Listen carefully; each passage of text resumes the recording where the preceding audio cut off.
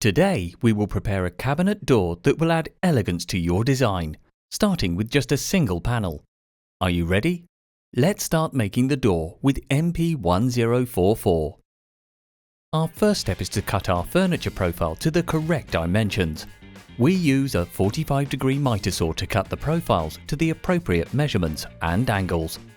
Next, we move on to cutting the panel for the door where the profiles will be used.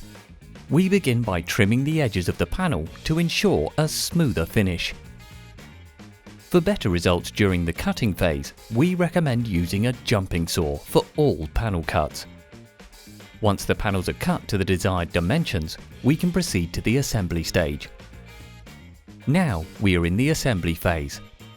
While assembling each piece, remember that these doors not only provide functionality but also add an aesthetic touch to our designs. The panel, profile, fast adhesive and glue come together. First we apply the glue to the joining corners to prepare for gluing.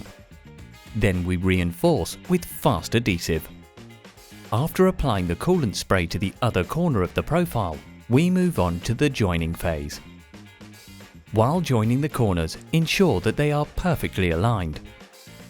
After removing the protective film from the panel, we apply glue to all the inner edges of our frame-shaped profile. Now we can place the panel inside the frame. Here is the door prepared with MP-1044. Optionally, you can support the corners with paper tape and leave them to dry. Remember, functionality and aesthetics can coexist. As you can see, by combining our imagination with a furniture panel and profile, it is possible to create a wonderful cabinet door. This door is no longer just a piece, but has become a work of art reflecting the spirit of our designs.